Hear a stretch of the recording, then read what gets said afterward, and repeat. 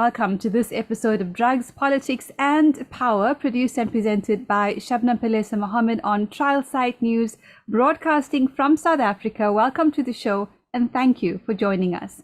Our spotlight topic today: how did Bill Gates ruin Big Pharma? We'll be talking to an expert guest sharing his perspectives on the pharmaceutical industry and supply chain management.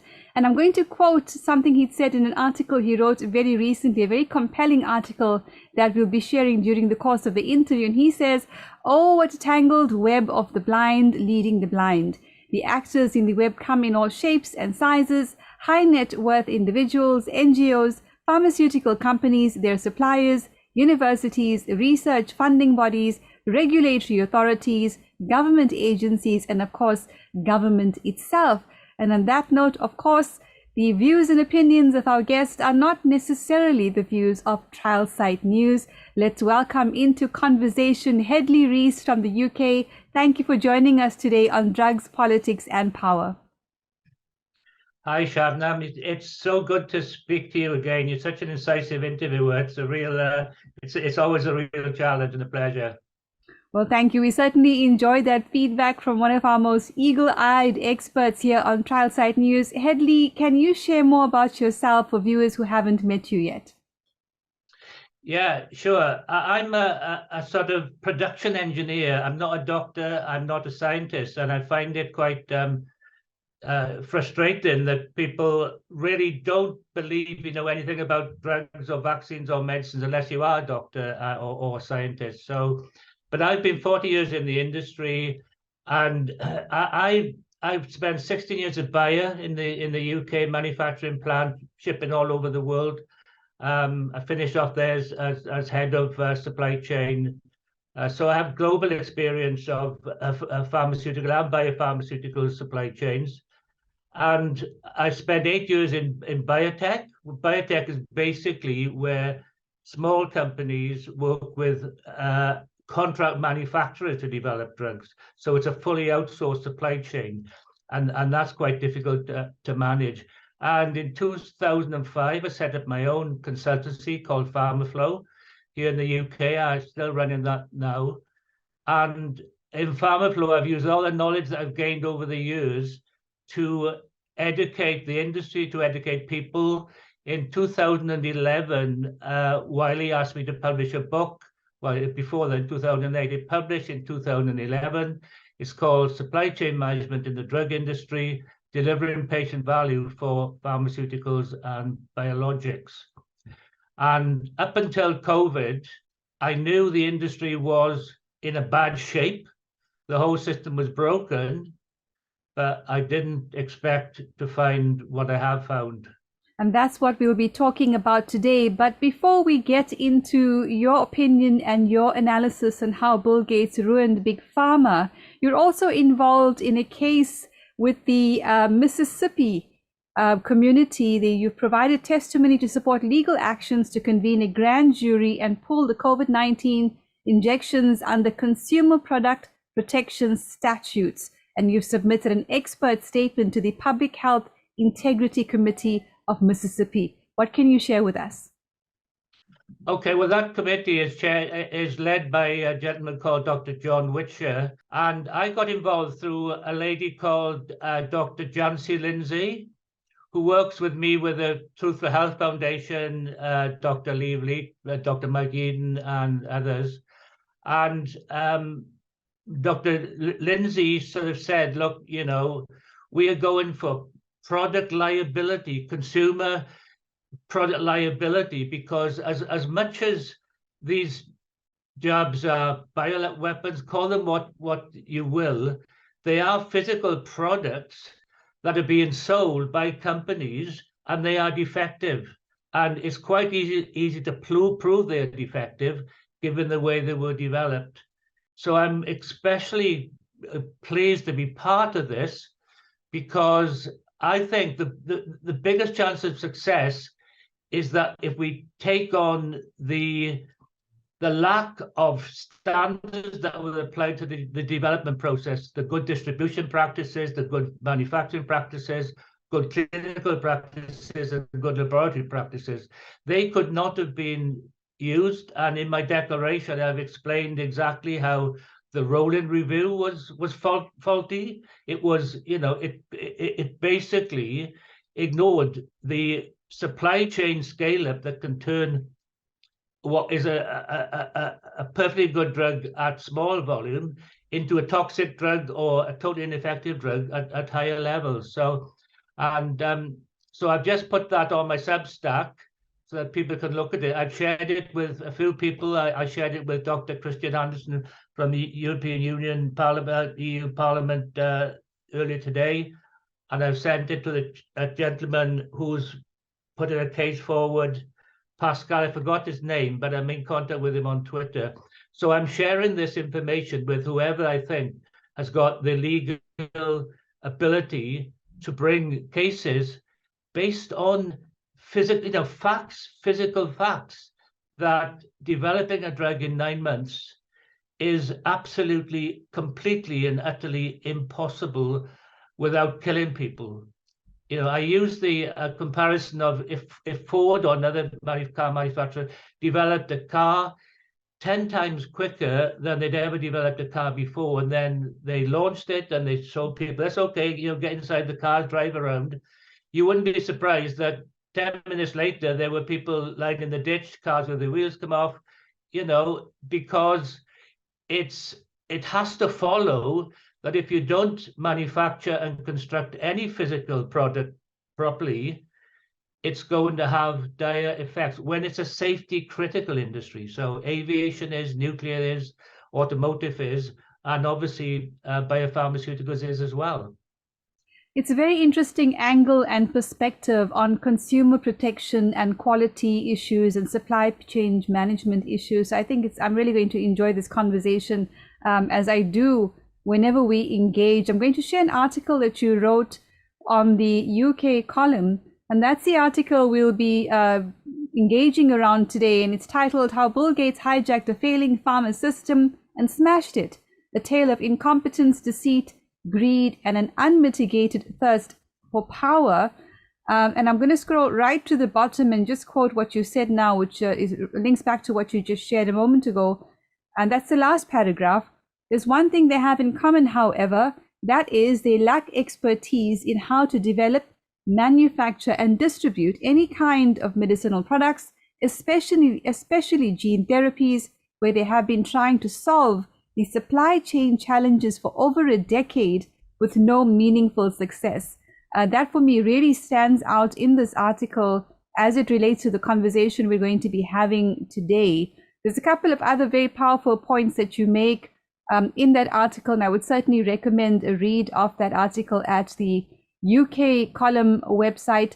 Joining us today, of course, in conversation is Hedley Rees, a supply chain management expert, one of the hats that he wears, and he's also providing legal testimony at a public hearing in the Mississippi. Now, Hedley, Bill Gates, in a now famous interview, reported vaccines as being one of his most profitable investments. In fact, he stated in a video interview that he made a 20-to-1 return on investment. He may have shifted his perspective very recently, but in your article, you say the incestuous, opaque nature of the swirl of key players, companies, government departments, interests, and objectives, coupled with an unhealthy partnership with self-admitted enabling regulatory bodies such as the MHRA in the UK, might lead the man on the street to suspect fraud on the public and the public purse. How can you link it back to supply chain management and Bill Gates? Okay, well, I hope the UK column won't mind me saying this. They actually sponsored me to attend an MHRA, what they call a symposium, as a virtual attendee last month, and there's an article just about to come out on it. So I sat through a day's listening to what they were talking about on good distribution practice. Now, I don't think people realize with biologics how sensitive they are to any sort of change, any change in the process, the temperature changes. They are incredibly difficult to make. And none of that was mentioned on this symposium. It was very much about policy and, well, changing things that had been in place for 40 years. The key things was that MHRA was going to be wall-to-wall Microsoft. They've been using the Microsoft HoloLens tool, which is to do the virtual inspection, which is to put a headset. So they've been inspecting facilities making these injections, I won't call them vaccines, virtually. That means they've been sitting at a desk. They've been asking the company to provide information on the process, etc. And then someone in the company has put one of these headsets on, and they can look, remotely at what they're being shown. But what they're being shown, obviously, is going to be what the company wants them to see. So effectively, in the UK, at least, there'll be no proper physical inspections of facilities making these injections for 3 years. They are now they're going to maintain what they call now hybrid inspections, where it'll be a mix of physical and remote, but you can bet your bottom dollar they're going to be mainly remote. So the other thing they're going to be using is AI and machine learning. This is Microsoft Azure. People will be more familiar with that than I am. But there was a lot of talk about surveillance, about collecting data from the NHS. And it just led you to believe this is MHRA is painting this picture of a virtual world where it can, the regulation can be done, just at a flick of a switch. But the one big thing that came out was that they admitted that companies had been allowed, when the vaccine had been rolled out, to what they call ship under quarantine.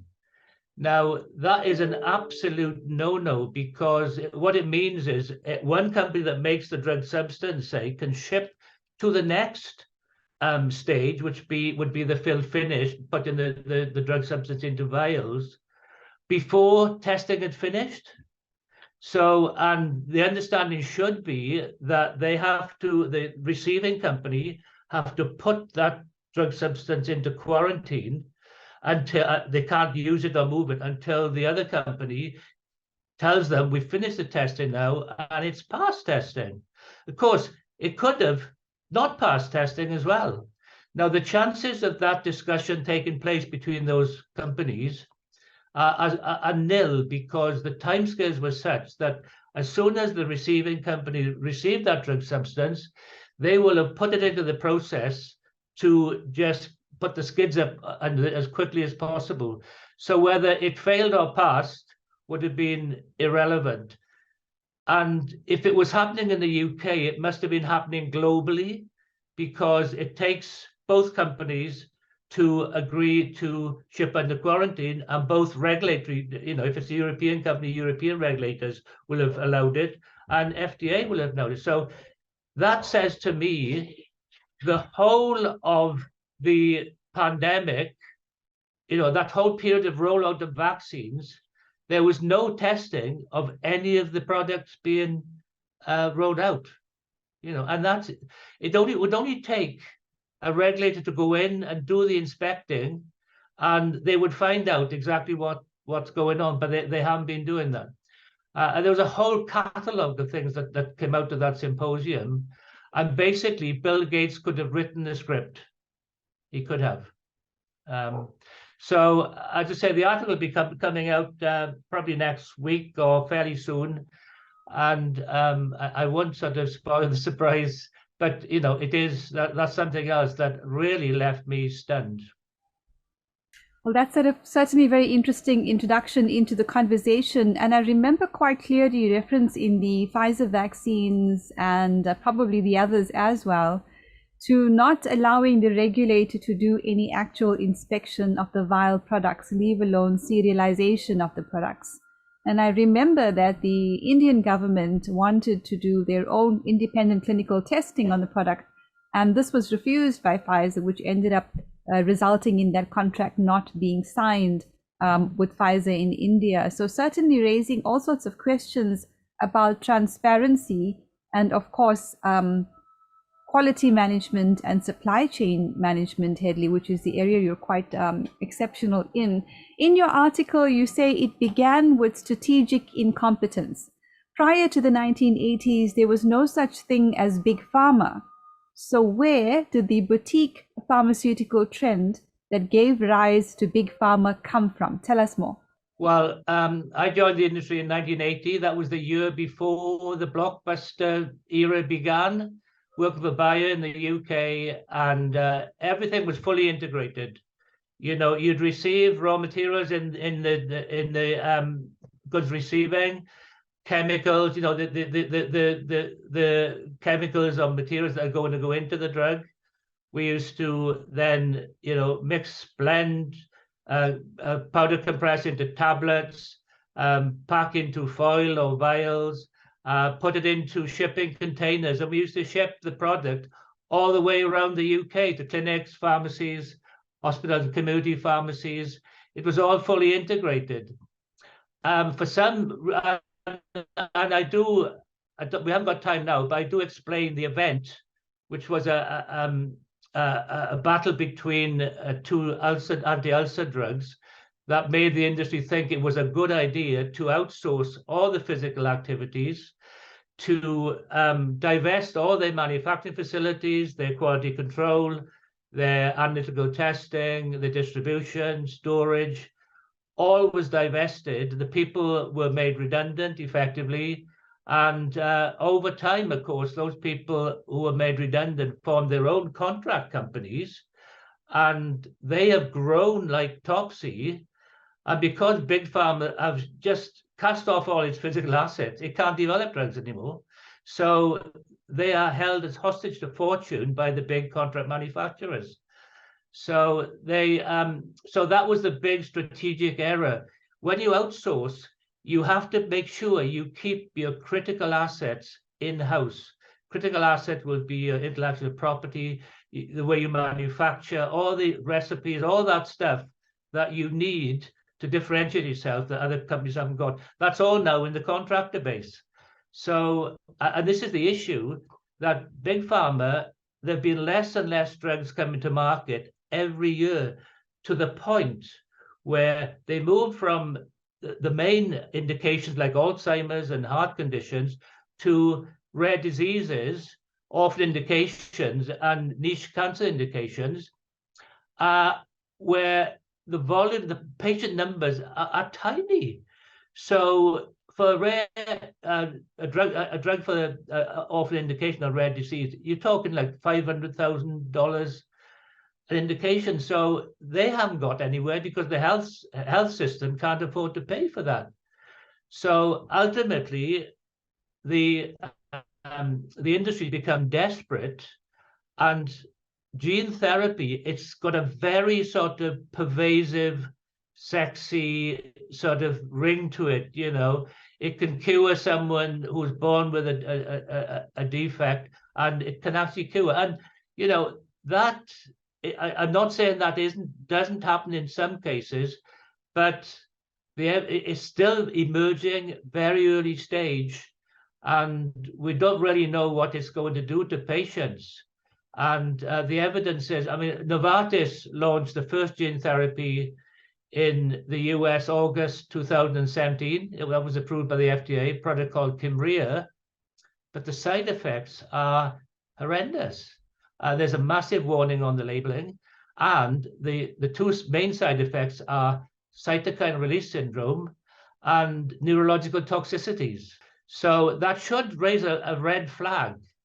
And in all of this, Novartis keeps popping up. Bill Gates took on Trevor Mundell, the head of R&D or development for Novartis, in 2011.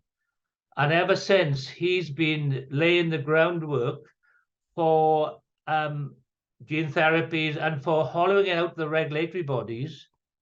In 2016, the CEO of the MHRA set up a duplicate regulatory body. And remember, the CEO of the MHRA left in 2019 to go and work for the Bill and Melinda Gates Foundation.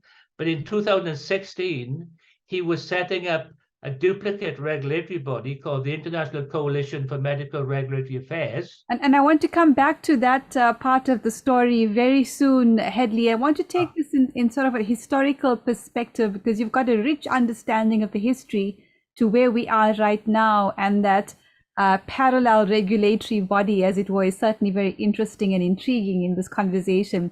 In your article, you say from 2009 onwards, the story takes a more complex form as greed and thirst for power meld into each other, with governments beginning to play a leading role, none more so than the UK government, under the sales pitch of a strategy for life sciences. Tell us more. Yeah, well, there's two things with this.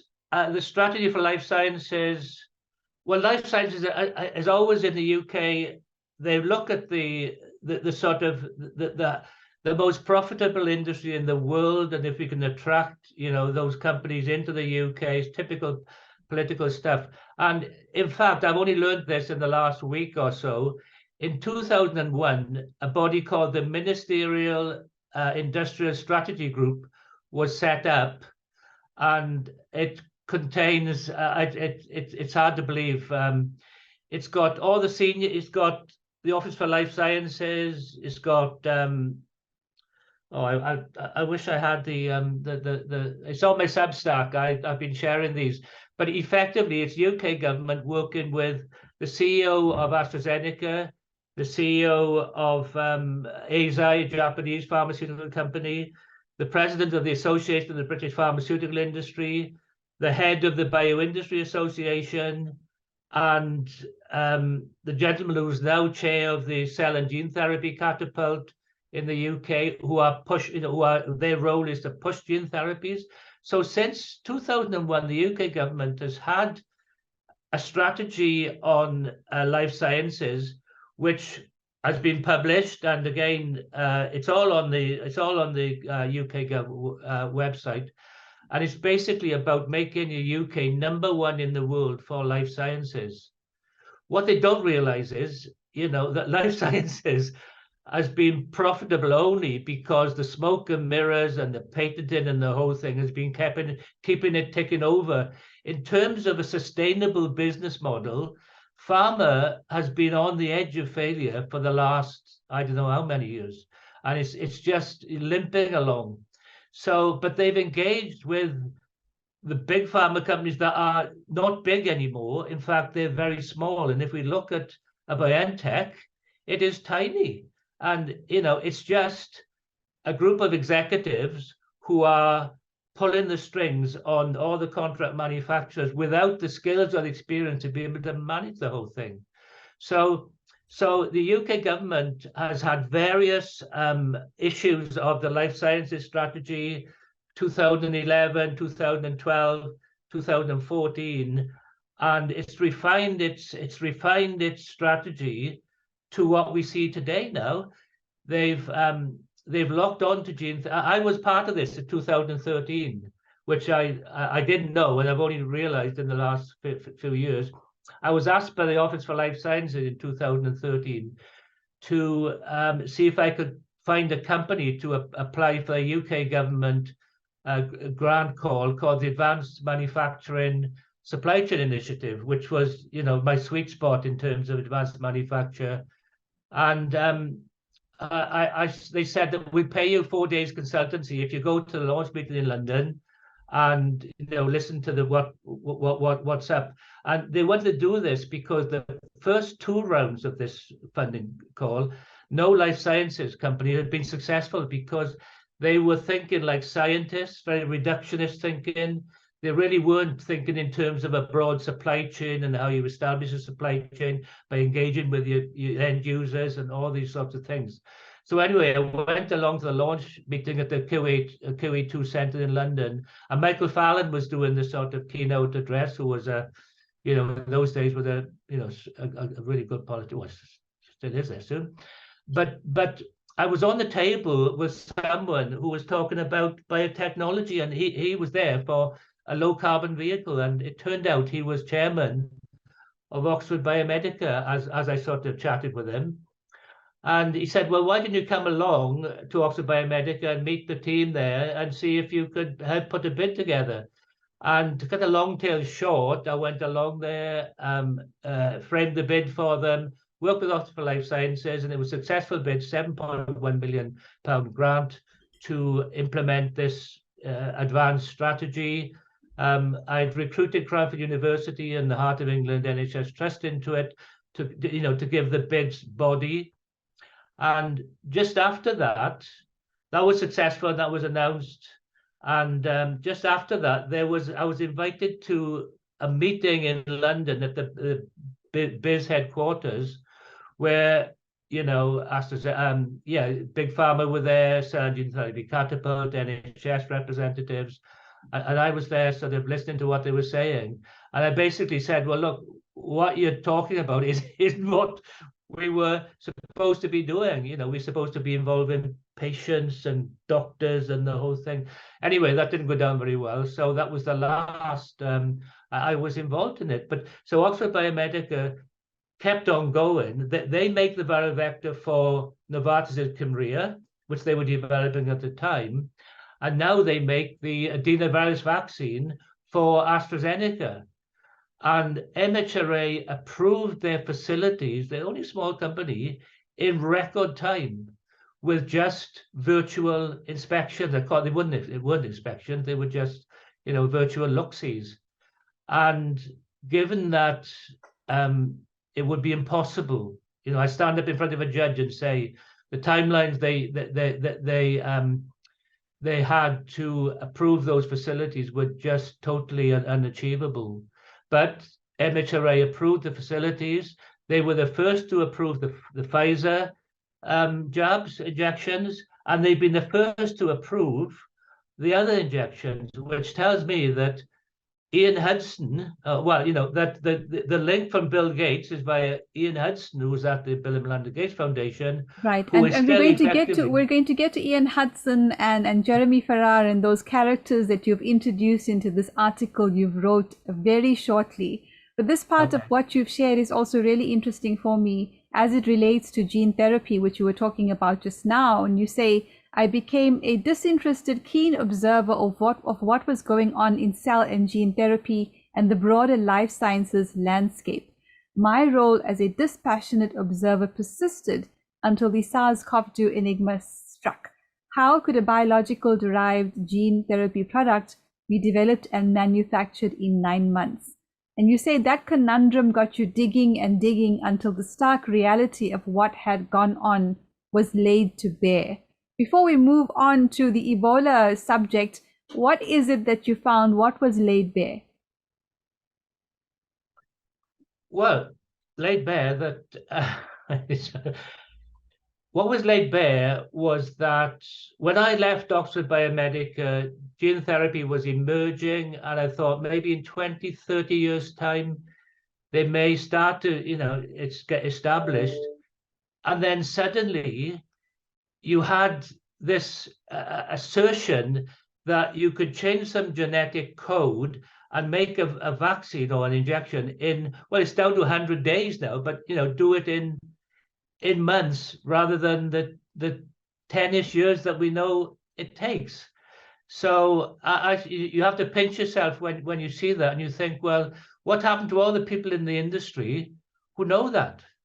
Isn't that what they refer to as the speed of science and warp speed, and science has just exponentially innovated itself such that this should be normal to us now? We shouldn't be questioning it. Isn't that what the response is when we question how quickly this entire process took?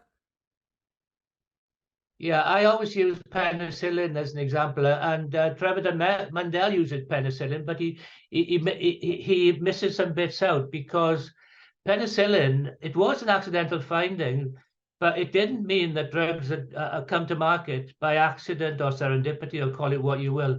Fleming discovered a mold August 1928 in his agar plate that was killing bacteria. He didn't know what was in the mold that was killing the bacteria. In fact, it took him 11 years to find someone at Oxford University, the chemistry department, guy called Howard Florey, who could isolate that active ingredient. And they could make enough to run small preclinical studies in animals and inject into a few patients. And those patients improved. And the animal study showed it was safe. And now you had massive evidence that what they had was actually doing the job. But they couldn't make it in any quantity. So they flew over to the US, to the US Department of Agriculture, to the which is the precursor to the FDA. And they met with some people. One of them was a guy called Andrew J. Moyer, who was an expert in the manufacture of molds.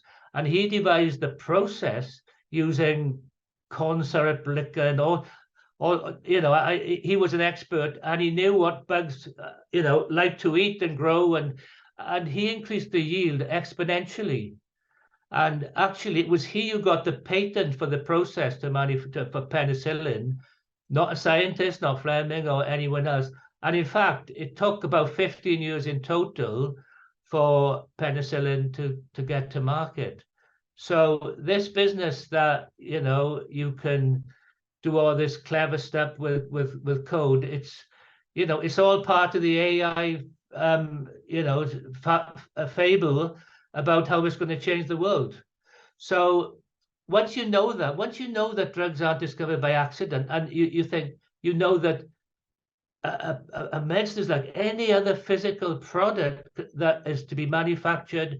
You have to prototype it, people are involved, there's various stages of manufacture. You have to have your standards, you have to work to manufacturing standards, ISO 9000, and all these sorts of things. You realize that they're talking a complete load of baloney, basically. But because people think, oh yeah, drugs come to market by accident, don't you? A clever scientist finds a drug in the dead of night in his laboratory, and you even get people talking about they were made in laboratories. They're not made in laboratories, they're made in big factories, where there's laboratories on site, but and these are giant factories, very complex, hundreds of people all working in complex situations, very complex supply chains, very outsourced. So, people have been conned by the whole smoke and mirrors of this. Drugs are found by accident. I don't think there's any of the CEOs. The physicality that you explained right now in relation to where these drugs made, it's not made by Big Pharma, it's made by suppliers and contractors.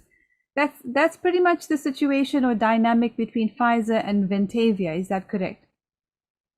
Well, yeah, no. Pfizer had a contract research organization called ICON, and they were the contract research organization, and then they outsourced the site management work to Ventavia, where Brooke Jackson was.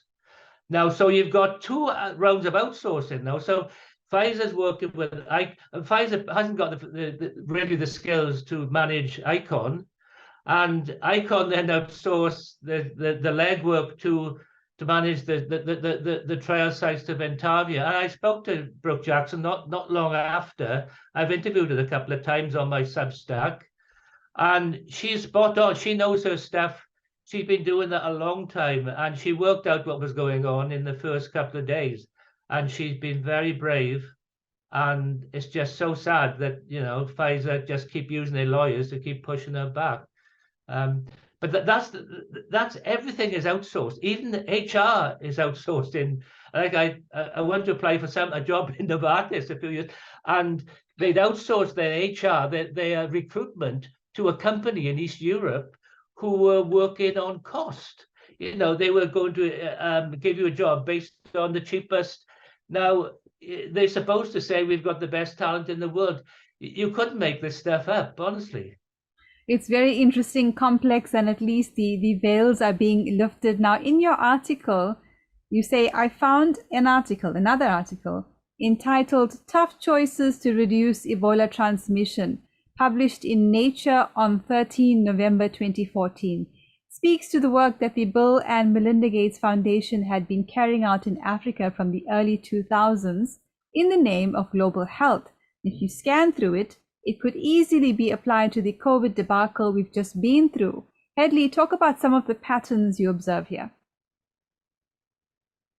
Well, I was shocked seeing that as well, because there were some familiar names cropped up as authors: Neil Ferguson, Whitty, Chris Whitty, Jeremy Farrar, and Dave Sally. Forget, but you know, they were the people who were getting up on the podium and telling us to, you know, have PCR tests and get locked up, and you know, have 2-meter distances and all that sort of stuff.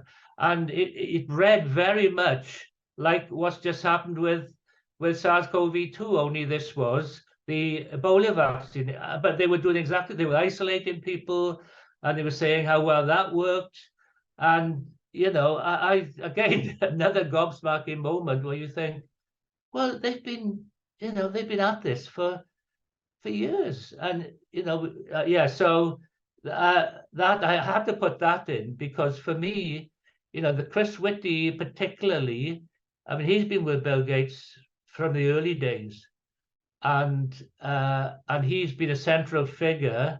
And the other thing is Patrick Vallance, I don't think he's on there, but he, in the government papers on the MISG, he's in the meetings as VP of R&D for GSK, not senior medical or senior scientific of. So they were all there in those meetings planning what was going to be these, the UK being #1 in the world, working with the big pharma companies who are not big. Fascinating content coming through there from Hedley Rees, an expert in supply chain management. Let's talk about some of the role players or game players within this Hydra, Headley. And one of those people that appears, from my understanding of your article, to be very much a Trojan horse is Ian Hudson, the CEO of the MHRA, who joined the Gates Foundation in 2019 as Senior Advisor Integrated Development. Hudson mysteriously set up a self-appointed organization in 2016, which has the presumption to style itself as the International Coalition of Medicines Regulatory Authority. Fascinating. Tell us more. It's not just MHRA. Ian Hudson was a senior figure in a very important committee at the European Medicines Agency. So he's also very influential with the European Medicines Agency. So he was the first chair of that. In 2016, he was chair of that committee, and they recruited just about every formal regulatory authority in the world. FDA, European Medicines Agency, Anvisa, Brazil, they're all in there listed. And they've been holding meetings. The WHO is heavily involved. The WHO started it in 2012, and Ian Hudson then went in and set the whole thing up. But so that's how they've managed to hollow out all the regulatory bodies. I mean, all the good people have left MHRA, all the adults have left, and it's just juniors there. I've said this many times before. People don't realize that effectively MHRA doesn't exist anymore, other than a sort of, you know, a shell organization that's doing these bi-monthly board meetings. So the chair of that committee now is Emma Cook, who is also the chief executive of the European Medicines Agency. So if that's not a conflict of interest, I don't know what is, because how can the regulator work for two different regulators at the same time, one of which is totally illicit, has got no authority over what happens. And we just saw a video of Emma Cook on Twitter only last week. She was asked a question in EU Parliament, and she didn't have a clue. It was unbelievable. It beggars belief that this person's in charge of the European Medicines Agency. And this is, you know, I was just thinking from, you know, the days when it used to be normal in the industry that regulators punch their weight. I was thinking it was still the same. So I've had to be through a bit of a major learning experience. And so that body, basically, that duplicate body has been able to infiltrate all these other bodies, and yeah. So, shall I say more on that, or? Well, I want to talk about some of the conflicts of interest, the players on the landscape, or the suspects, as it would appear. Sarah Bingham, Ian McGubbins, and Jeremy Farrar. What can you share with us? Yeah, well, was it Kate Bingham? Is it Kate or is it Sarah? It is a Bingham. It's Kate Bingham. She was a venture capitalist, and she was the first head of the vaccine task force. At Patrick Vallance's recommendation, she reported direct to Boris Johnson. This is direct to the Prime Minister, hence how important the UK government saw this. Venture capitalist, probably never been inside a pharmaceutical plant in her life. Makes a living by just doing venture capital, but she was replaced after 6 months by Sir Richard Sykes, who was the former CEO of GlaxoSmithKline. So here we have more Big Pharma in there. And he took over the vaccine task force. And in that team was a guy called Ian McCubbin, who's now Sir Ian McCubbin, who I met in 2012. And I went in there to talk about some consultancy, but he didn't have much time for me. So, but he was in charge of setting up the supply chain for all the vaccines in the UK. This is the Pfizer, Moderna, AstraZeneca, and he was in charge of all that on the vaccine committee. Then once it got all the vaccines established, that vaccine task force moved into the Health Security Agency. Why, I don't know. But so Ian McCubbin then became chair of the Cell and Gene Therapy Catapult, which has a remit from UK government to grow cell and gene therapies, mainly gene therapies, and mainly the CAR T therapies, the blood cancer therapies. They are the only gene therapies that are being approved. So this is all about establishing the blood cancer gene therapies like Kymriah, using the cell and gene therapy catapult. But they're going nowhere. And in my estimation, this is why fraud is taking place, because the only way to get these gene therapies out and in the market was to do what they've done, which is to approve these injections with virtually no data whatsoever. You need 3 lots of data to approve a drug. You need module 3, which is chemistry, manufacturing, and controls, which is the supply chain data. You need preclinical data, which is the safety data, which should be extensive, and you need clinical data. And they must all be considered together. And typically it would take MHRA or FDA year and a half to review all those data, especially the chemistry, manufacturing, and controls. That's why they haven't spoken about the supply chain, because people understand the physical. When you make a plane, you have components, stuff is shipped from A to B.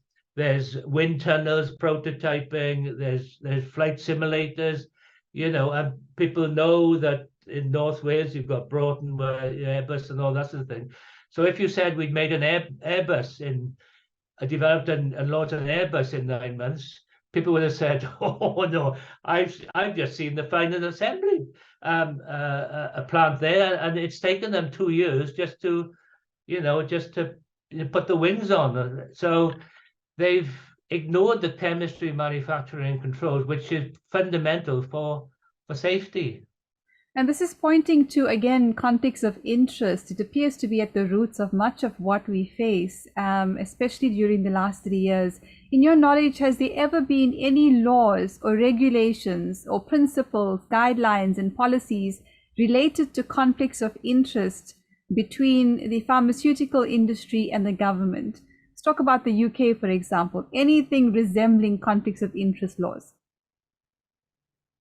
Oh, well, I'm not an expert on. I always take the common sense view of these things.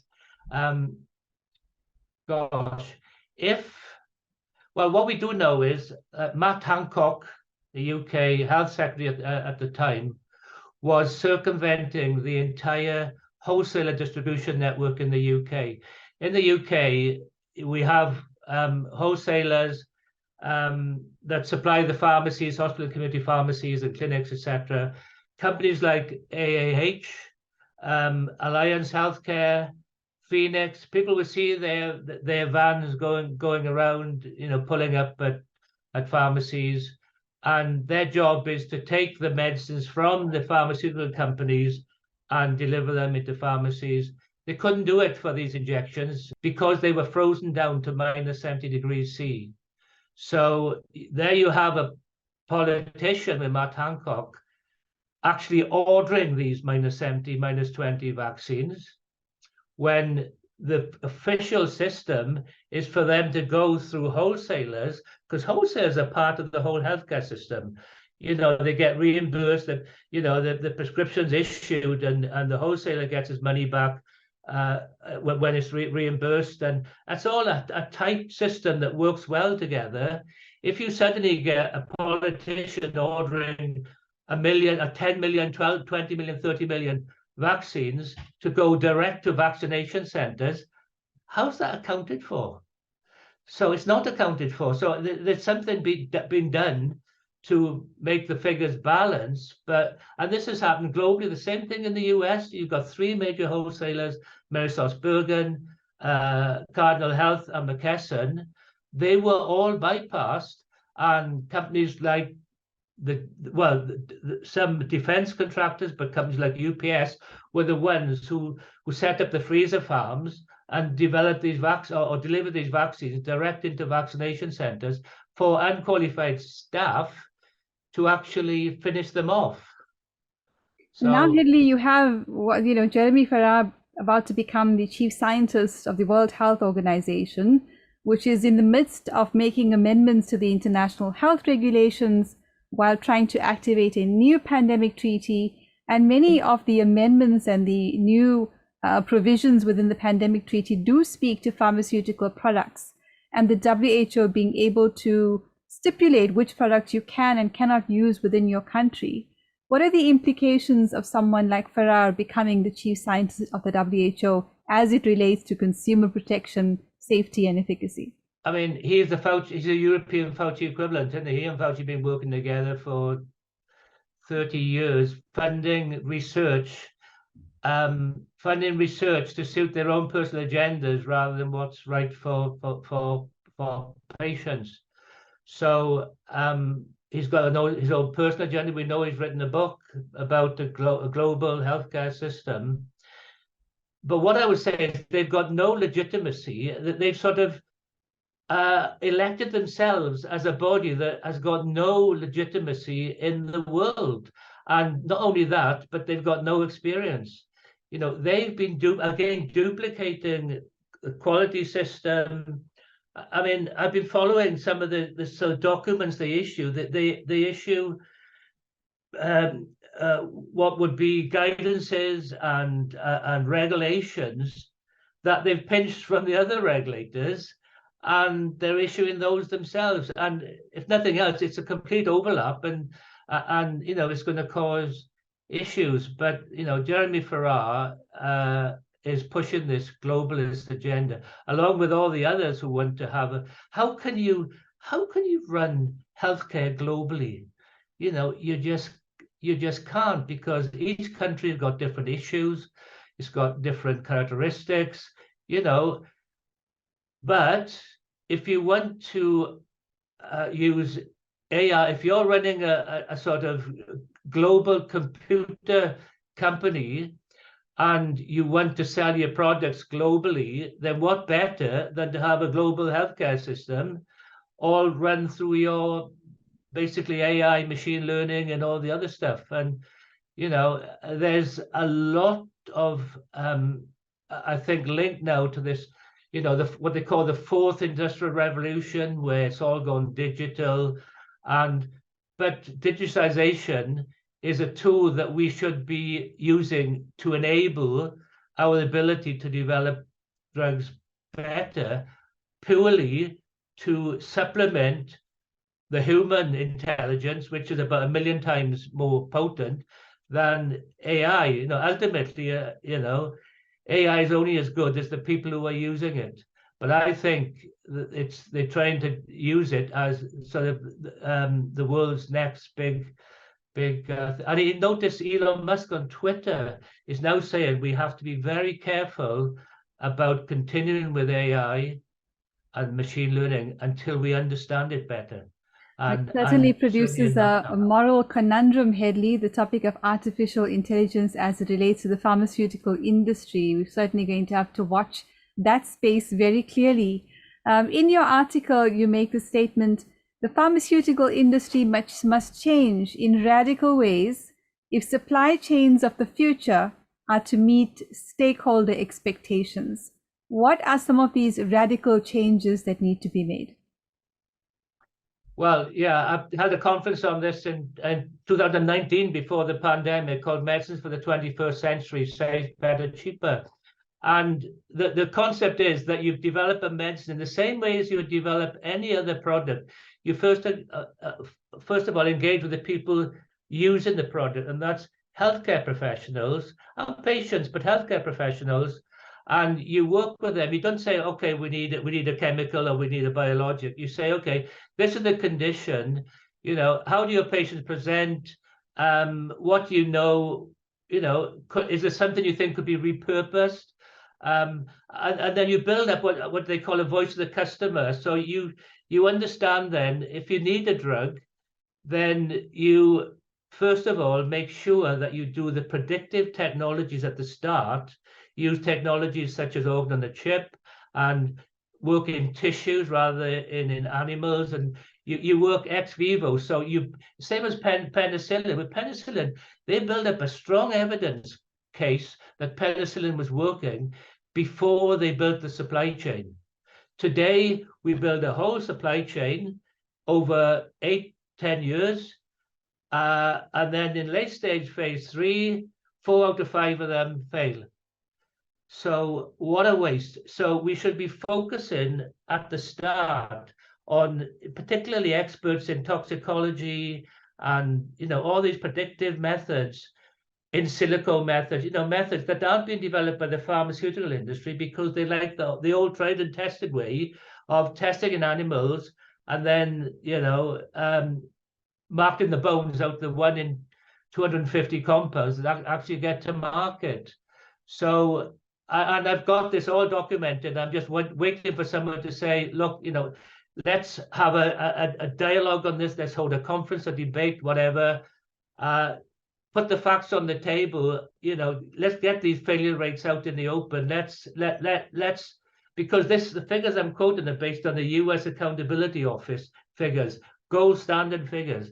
Pharma industry is on its last legs. You've heard it from Hedley Rees. The pharma industry is on its last legs. Where to from here are going to be the conversations of the future. I want to say thank you very much to Hedley Rees for joining us today on Drugs, Politics and Power and contributing to better health. That's a pleasure. It's great to be here again. And I just thanks for giving me the platform. Absolutely. We'll be inviting you back very soon, Headley. And thank you also to TrialSite News listeners, viewers, and supporters around the world. Remember to share this interview across all your platforms and networks. Translate it if you can and tag us on Twitter. Until the next episode of Drugs, Politics, and Power, remember, stay informed to stay healthy. Take care.